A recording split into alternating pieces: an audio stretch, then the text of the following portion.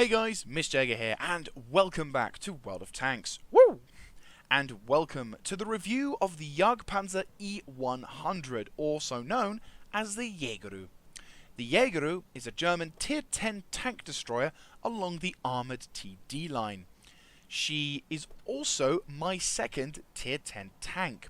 Now the reason why I say this is because, ironically, despite getting the E-100 first, I actually prefer this one over the E-100. Of course, this is my own personal opinion on the matter. But yeah, when I finally had the credits to be able to buy one of these Tier 10 tanks, I opted to go for the E-100 because at the time I was sort of like, well, I started on heavy tanks, and I shall finish on heavy tanks, sort of thing. So I made a charging into the fray of the E-100, but when I got this tank destroyer, I kind of had issues with it at first, but when I slowly got to master this thing, and especially recently when I started to really grind on in there and learn this tank as best as possible, I've actually found myself enjoying this thing way more than I did when I was trying to review the E-100. Another important thing to note here is that this tank destroyer, alongside the Death Star, and possibly the Death Star 2, is one of the few tanks that still has its tremendously high alpha damage. If you've not heard of this tank before, this tank has the capacity to do 1k average damage, and 1.4 if you penetrate with a high explosive shell. Now, many patches ago, and I'm thinking we're coming up for, like, say, 8 point something, like 8 point, maybe late 8.0, early 9 point something. No, it must have been 8.0 because I don't think anything in 9.0 had that. In the mid to late 8.0 patches, Wargaming decided to drastically nerf a lot of the tank destroyers in the game. So such famous tanks as, say, the Object 268, the Foch 155, the American T110 E4 and E3, basically got their alphas cut down by 100 from 850 to 750. Now, they were recompensated with better aiming time, better accuracy, but this pissed off a lot of guys out there tank destroyer guys regarding that. But it was in answer to loads of heavy tank drivers and load of drivers in general who got shot by these things. But but Wargaming didn't touch this tank nor the Death Star for damage, so this tank still does the same level of damage that it did when it was first introduced. Little fun fact for you there. So without further ado, let's get into this review. So let's have a look at the hit points first of all. You have 2,200 hit points on the Jägeru. This is the highest amount of hit points any tank destroyer can have. So in short, you basically are king of the hill when it comes to hit points. And this is very useful when it comes to dealing with, say, other Jägeru, artillery, and of course the heat spammers who will no doubt attempt to use them on your tank destroyer. So you can most certainly take a few punches as well as give a nice swift one. Going over to weight, you weigh 135 tons, 0.94, with 3 equipment modules attached, and you have a 150-ton load limit. This, in combination with your 1,200 horsepower engine, gives you a pretty meh top speed of 30 kilometers per hour. Unfortunately, your horsepower per ton is only 8.83. This is, well, I wouldn't say that this tank is slow as hell, because the T95 and T28 and those tank destroyers are ridiculously slow, but this thing does not go fast very quickly. Unfortunately, you also have to deal with a 20-degree traverse speed, which I've kind of slightly negated due to the fact that I've got I've improved the situation, I should say, because of my cruise skills. But yeah, this tank in particular isn't really a fast TD. It can't rapidly relocate from one place to the other. If you position it on a flank, that is going to be the flank that you will hold. Very rarely have I been able to reposition myself from one flank, rush over to defend the other, and still have people there when I arrive, sort of thing. So definitely when this tank goes into battle, you have to consider what flank do you think you'll have to be most useful at before you commit to the action. Now, onto armor. The Jaeger, as it's based on the E-100 chassis, borrows a lot of the perks and the cons of the E-100. The frontal armor of the Jaeger is 200mm, the sides being 120, and the rear being 150.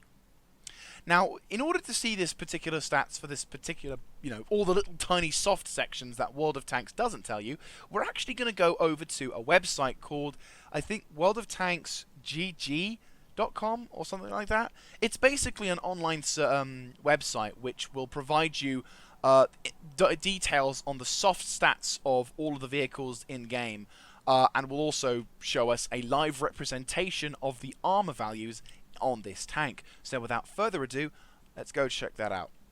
So here we are on tanks.gg. A little quick introduction before we get started. Tanks.gg is basically a website which allows you to compare a variety of tanks and their stats, including the soft stats, against a variety of things. You can browse the tanks, compare them. I believe authors has missions and streams, but I've not really checked them out. Mainly what I'm using this for is the armor viewer to show you different things about the tank, as well as comparing the stats between this tank and a number of other tier 10 tank destroyers, but we'll go on to that later. One of the things I like about this 3D model viewer over the tank inspector that I've been using is that it actually gives me 4 elements to choose from.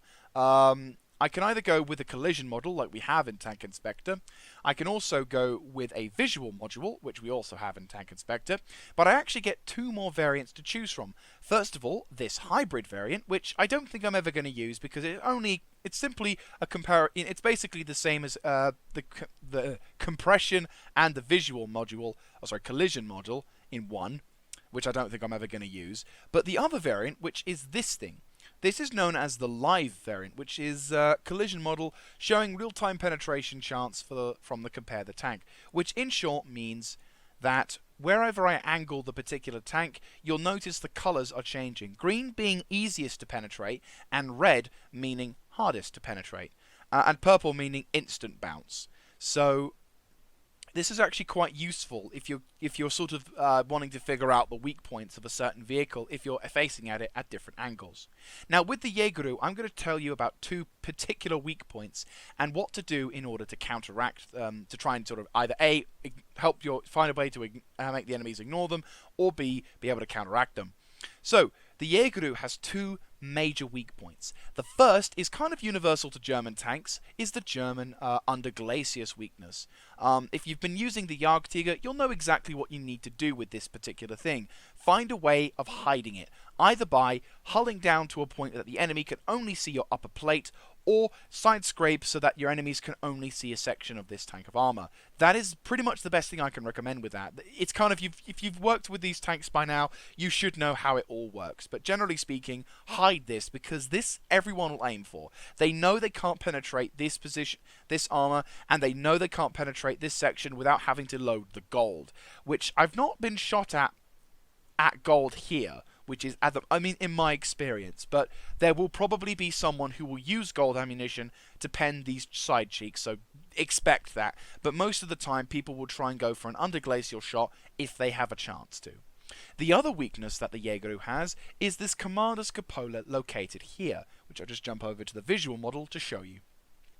It's this machine gun turret up here, which I think is a 20mm. Yeah, it's this 20mm machine gun turret, which sticks right at the back of the tank destroyer. And this is normally the secondary target. For example, if you are hulled down, most of your opposing vehicles will attempt to shoot this commander's hatch whilst you're taking cover. Now, unfortunately, it does stick out a bit, so you can be shot. It can be hit from a medium to long range.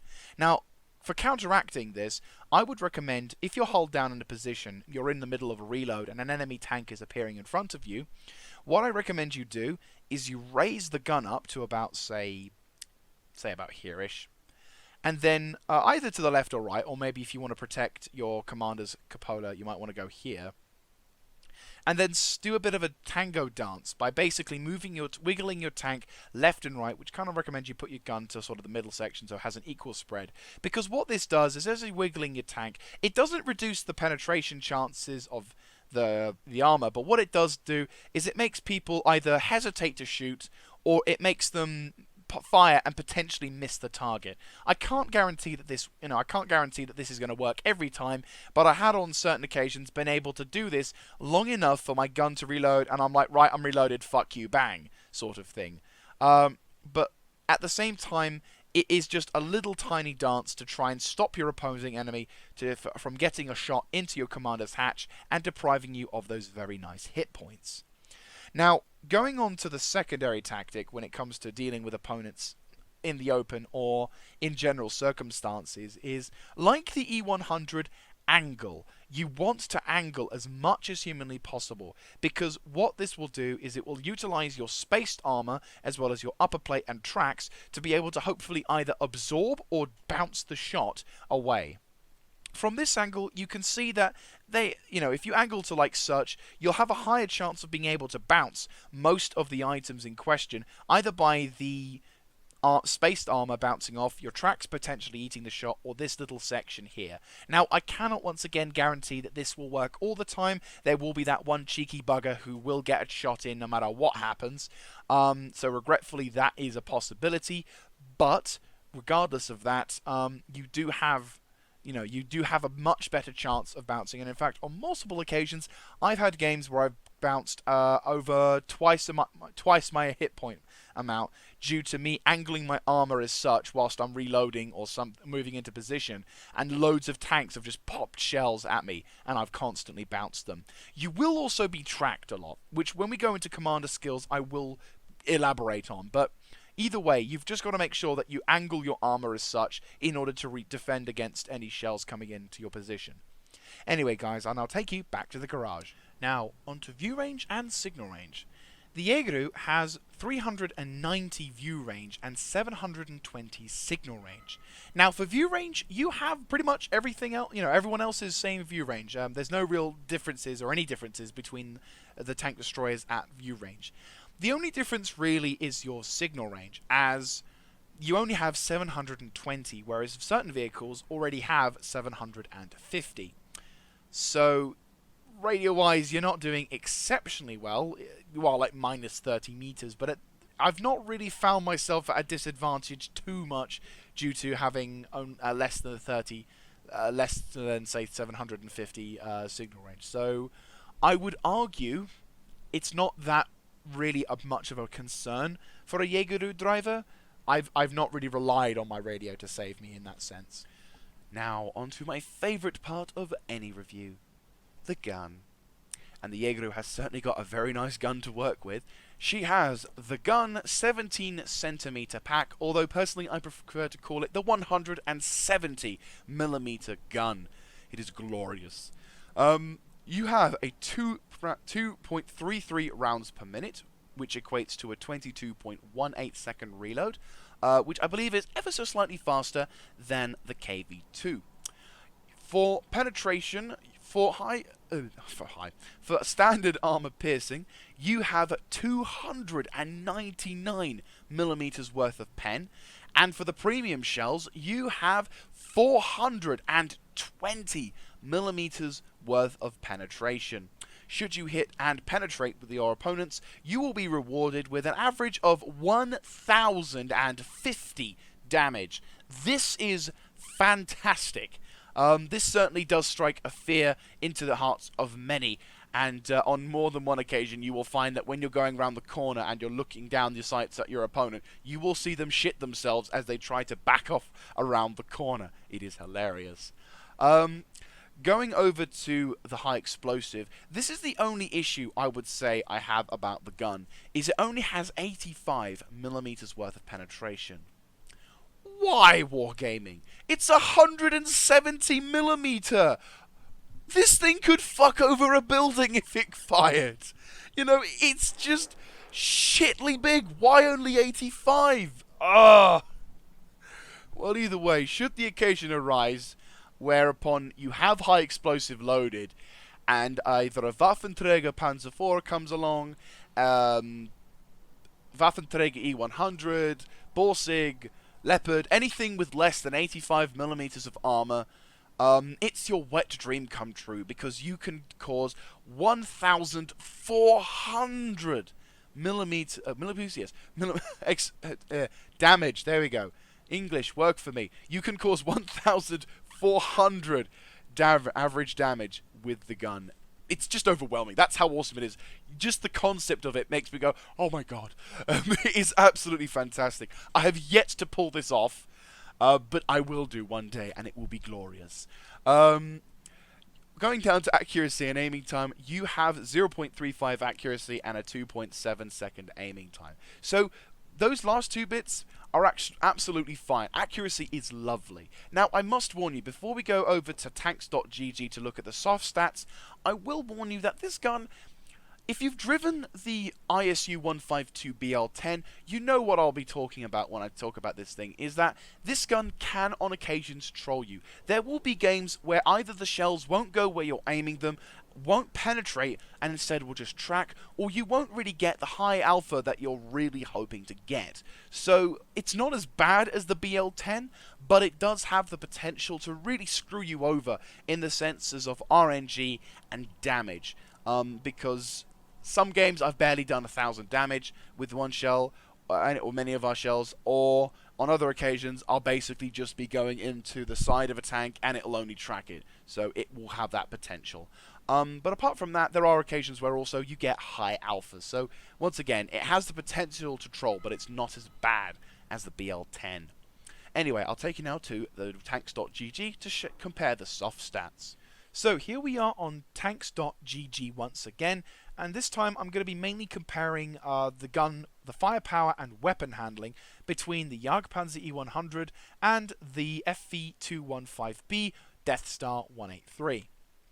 So when it comes to DPN and firepower, you actually have kind of a decent level much higher than the 183, but then again the reload of the 183 is larger due to it having a larger caliber, so there's that something to go for. So obviously rounds per minute, it's a larger caliber, so undeniably you're going to have a slightly better reload and slightly high DPM. Now the tank does have an advantage over you in damage as well as penetration. So the standard armor piercing round is 310 versus your 299. Little bit annoying. However, and also its damage is also 100. But then again, it's a bigger caliber. Kind of figured as much. Going down towards weapon handling. Before we jump into weapon handling, this is kind of where it starts to the Jaeger starts to shine, because you have double the amount of shells that the Death Star has, and in my personal experience so far, I've yet to come into a situation where I've run out of shells. So on numerous occasions I've found most of my opponents have either died or are about to die before I begin to think, I'm starting to run low on shells here. Going to weapon handling, things actually start looking even better for the Jaeger, as it has a much better aiming time. Its accuracy is 0.4 digits better. Its gun dispersion after moving is much better. Same goes for the track traverse, as well as the turret traverse. After firing, I'm 2 degrees, I think, or 2 seconds, I think degrees, really, better than the Death Star. When I'm damaged, unfortunately, it's the same as all the other tank destroyers. The elevation is 2 degrees better than the Death Star, and the gun depression is 1 degree better than the Death Star. However, the one major advantage that the Death Star does have over you in weapon handling is its turret traverse, or gun traverse. As the Jaeger only has 8, it has that ability to have 45 degrees with its massive turret when it comes to aiming. So that is one of the big advantages that the Death Star does have over you in this respect to weapon handling. But everything else, this tank, the Jaeger can not only fire more often than the Death Star, but it also can put its gun on target faster than the Death Star. So all in all, this means that the Jaeger, while it can't really beat, maybe it doesn't have the same level of alpha penetration and other regards to that, it still can actually do a fairly decent job against the Death Star. So now I'll take you now back to the garage. Now, onto crew skills and equipment. This is basically where I tell you to get the stuff for your tank to make it awesome, and to get the skills for your crew to make them epic. So, for equipment, I would recommend these 3 options. An enhanced gun laying drive, a large caliber gun rammer, and a super heavy spore liner. Now, The enhanced gun laying drive and the rammer is kind of a no-brainer to a degree when it comes down to making this tank work, making the gun of this tank work as much as possible. The enhanced gun laying drive reduces the aiming time of your tank by 10%, or it decreases how long it takes for you to aim down range. So that means you'll be able to hit your target, spot your target, smack your target that little bit faster. Same goes for the rammer. You want to get your shell in that gunner, that breach, as fast as possible to be able to snap that bugger in half who's trying to attack your teammates.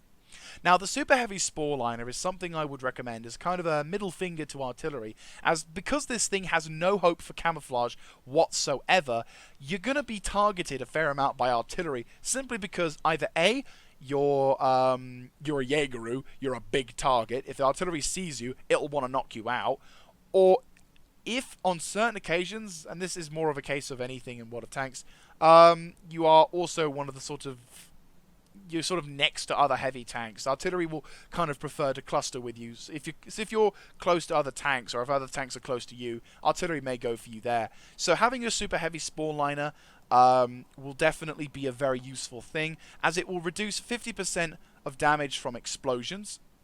50% armor protection from ramming and explosions, and also adds 50% extra protection to the crew from injuries. So not only will you be protecting your tank's hit points, but you'll also be protecting your crew as well, which will be very useful indeed. The only downside to these is the fact that each of these particular items costs 500,000.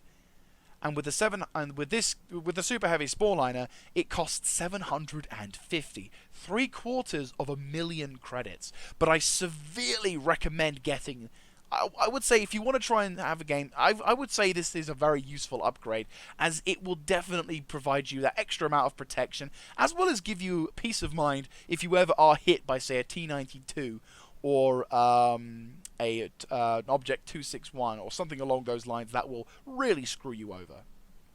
Now, on to crew skills. For your commander, I would recommend you training him in repairs, first of all, as a sort of skill to train up with. Once you've gotten that skill to 100%, you drop that for Sixth Sense. Kind of goes without saying almost, but, you know, universally, Sixth Sense is a great thing to have. Then, once you've got that, train up once again in repairs and do what you would like with him.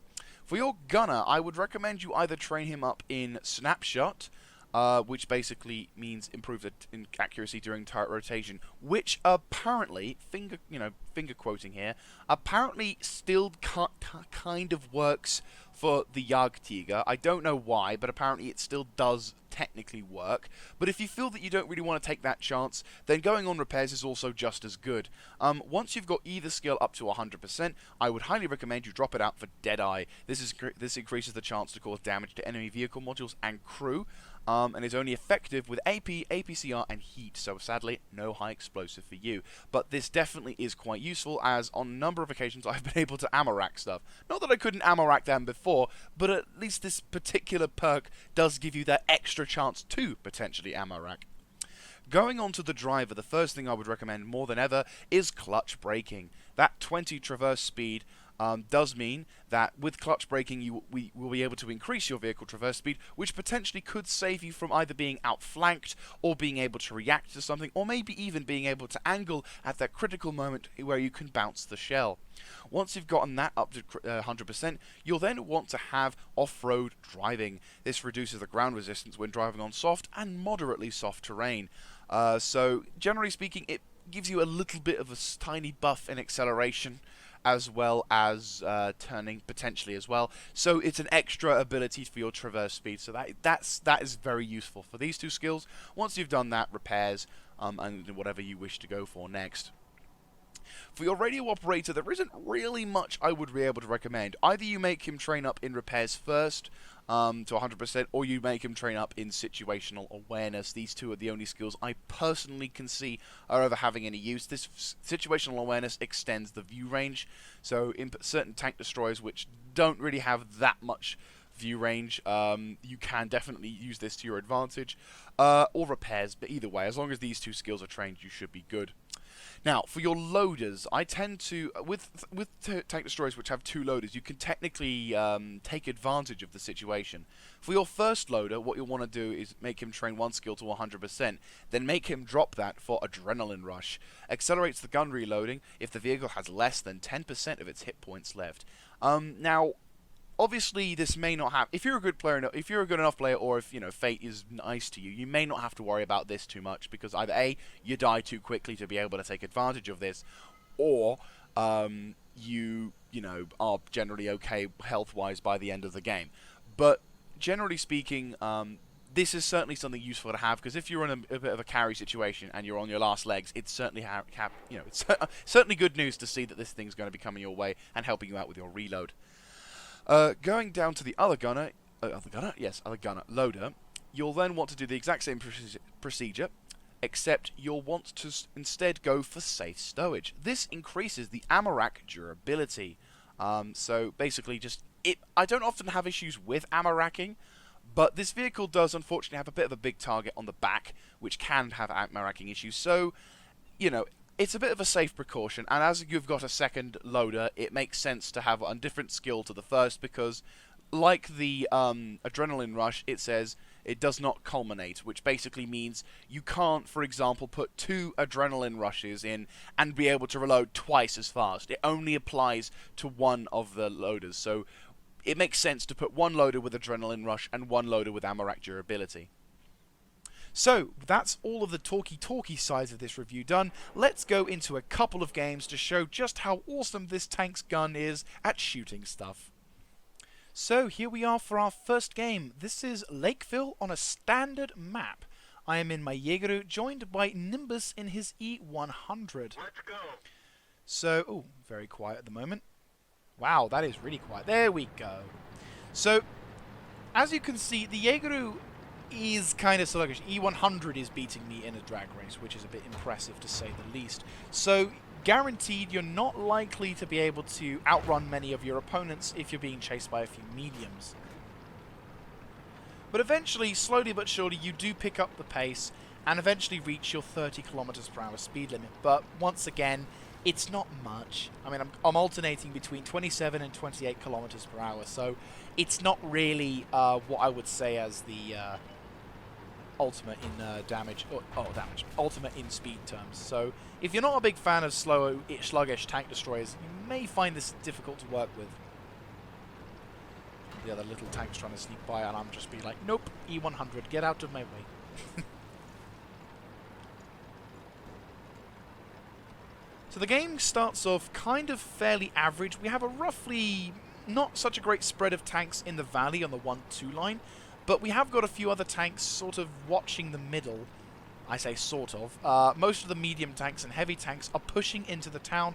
Nimbus in his E-100 is starting to move in to engage when we spot an Object 263. A bit of a big threat considering his armor is notoriously powerful.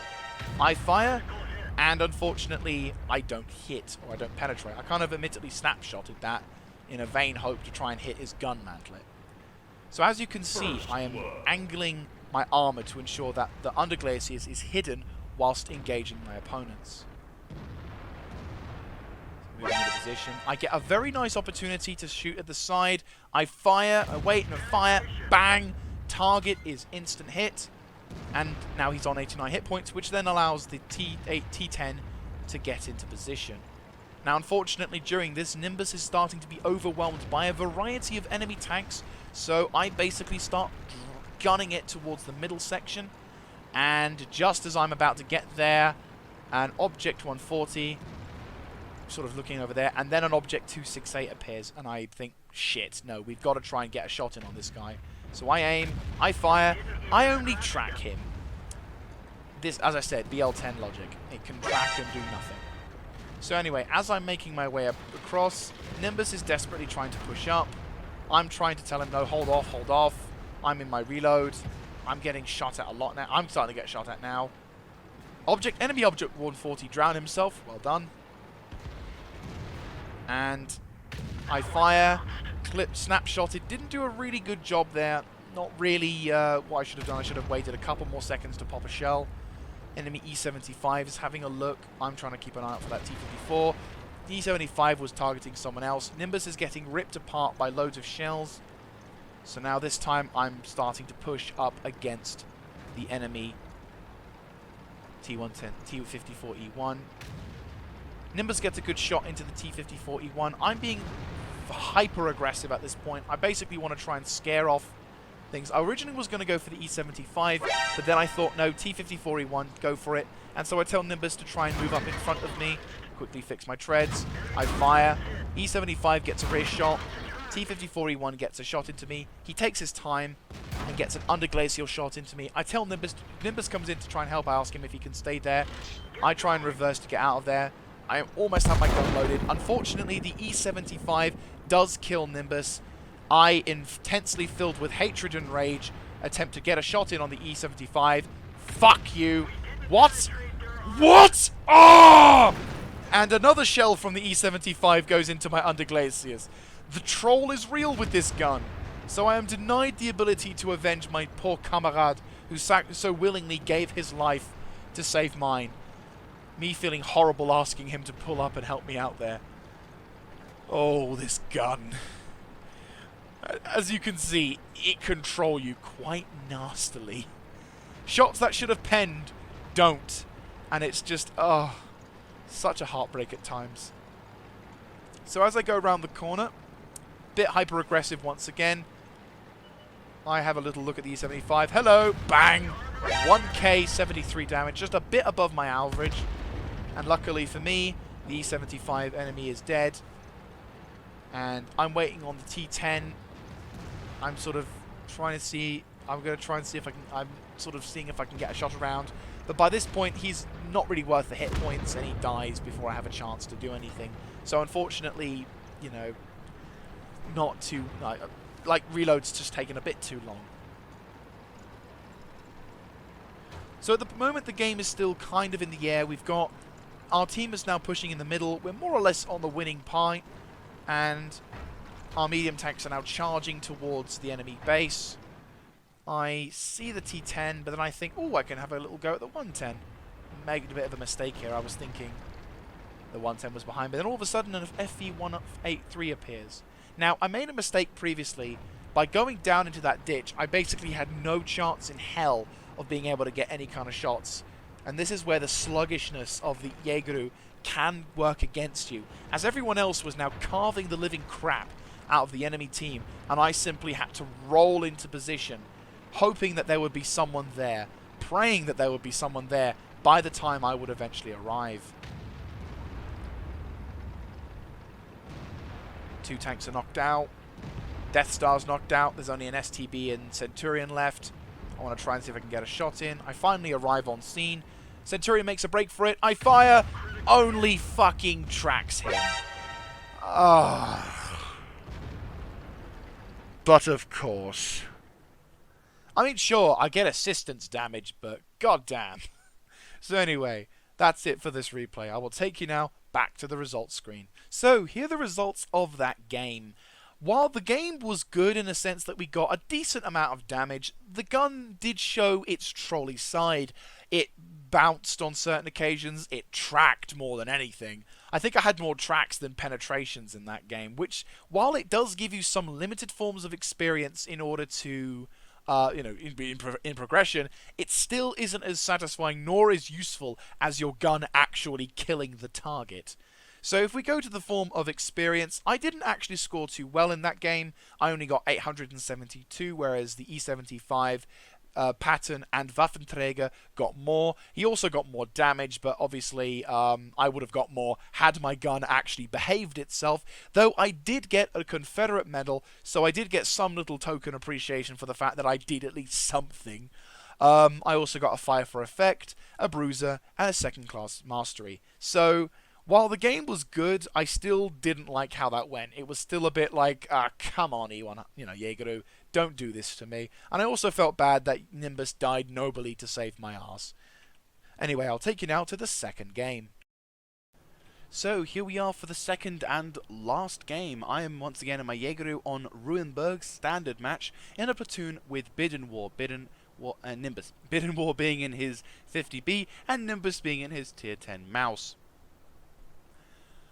So, see if we can get... Yes, okay. So, game already starts and... Well, game has started and once again, Jaegeru's sluggishness starting to show. Very slowly getting up to the top speed with loads of other tanks just instantly speeding out. Both Nimbus, Bidden and I are also charging into the fray into the town. Luckily in this match there is no artillery, but a Panther II decided to bring his tier 5 flak bus along for a fail platoon. So regretfully, yeah, could have cost them this match. Could be a fatal decision.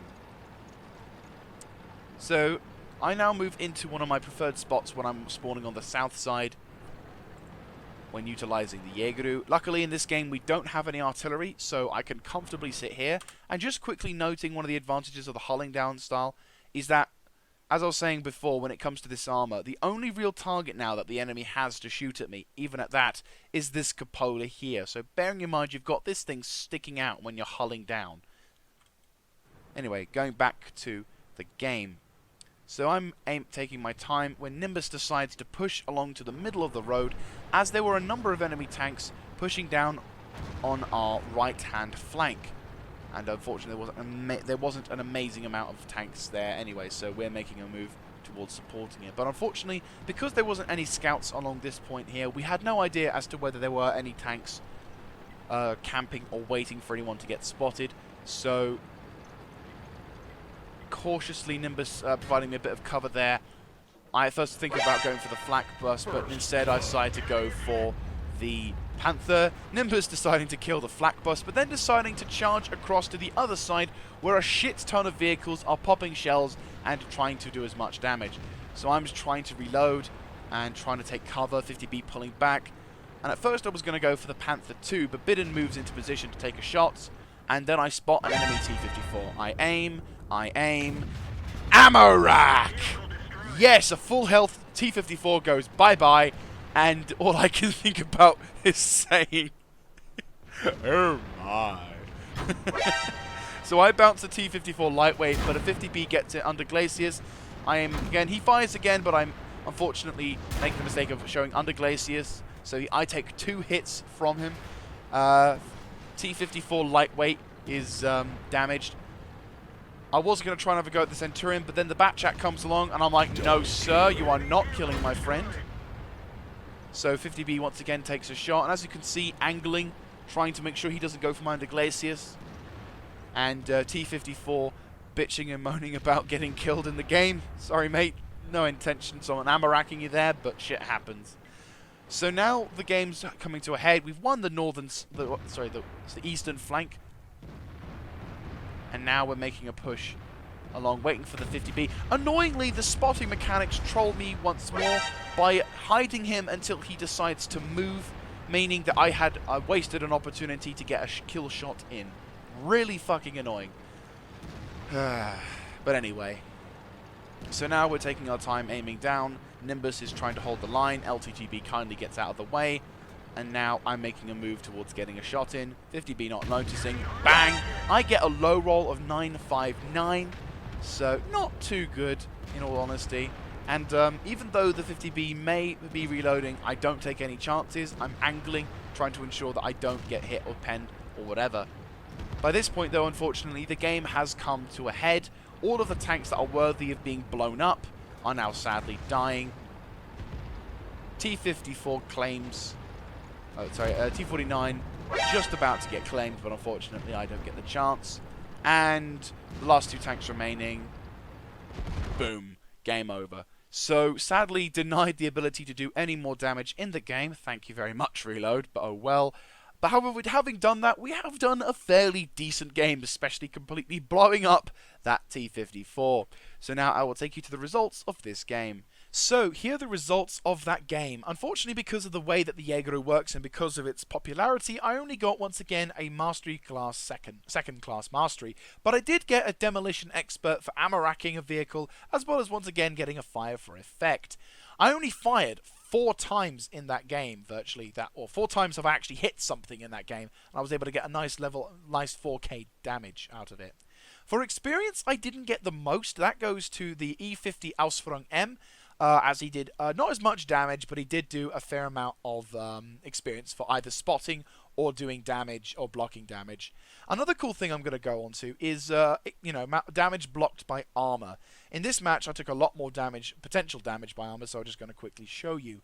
As you can see, I was able to block 1050, the same level as my average alpha. Now, weirdly enough, that's actually a small amount of damage to block.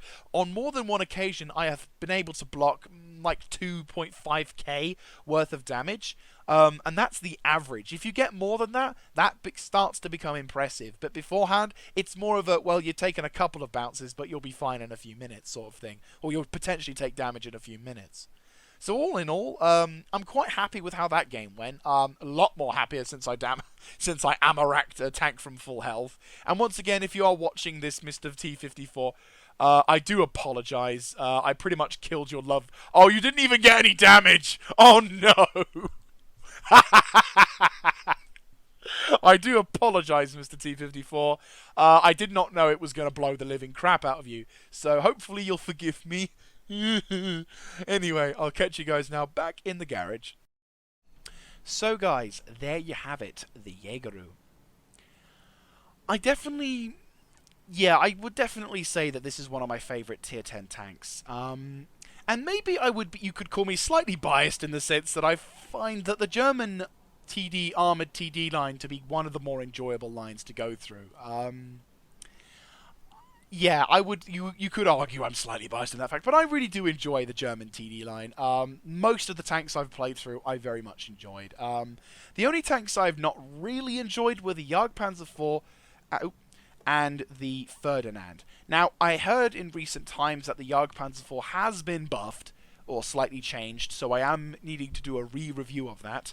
The only other thing is, I didn't really enjoy the Ferdinand as much as I'd hoped. Like, it seemed like a fun tank, but I'm just like, I wasn't really feeling the Ferdinand as much, so, not really. But when I got the Jagdpanther 2, I just was like, oh my god, why didn't I go for this thing beforehand? So yeah, I'm very happy with that sort of lineup. And then, of course, I've got the Jagdtiger, which is my favourite Tier 9 tank destroyer of all time, so it's no surprise. I have yet to try the Stug Ausführung B, so I might try that at some point. You may see a review of this sometime down the line. So anyway, guys, before I go, one important thing you need to remember, if you do want this thing, well, two things. If you do not want this tank destroyed, there are two things you need to bear in mind. One, cost. This thing is expensive to run, and as such, if you don't have the best game, you may find that you may find that you're losing some credits over this thing. It's not the end of the world. You can still have a monster game in this thing, but at the same time, it is very much worth keep making sure that when you are in battle, focus on your targets. Make sure that if you're going to go for a shot, you don't snapshot it, you don't go half lazy, because this gun can troll you. This is the other thing I'm going to talk to you about, the trolling. It's not as bad as the BL-10, but it does share some aspects of the BL-10's trollery. You may find yourself missing, potentially bouncing if you're very unlucky, or tracking your target. So both of these, those three things combined can ruin your game. So be exceptionally careful, and be careful when you're using this thing, and you should be able to get at least 2k.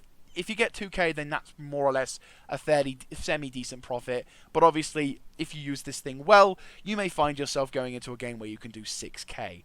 Either way, I love this thing for it, and I think I'll most definitely keep playing this thing, and I'm never ever selling it. So anyway, guys, thank you very much for watching this. If you like this kind of content, do let me know in the comment section down below, clicking on the like button, and of course subscribing to the channel. Thank you once again for watching. This is Miss Jaeger, signing out.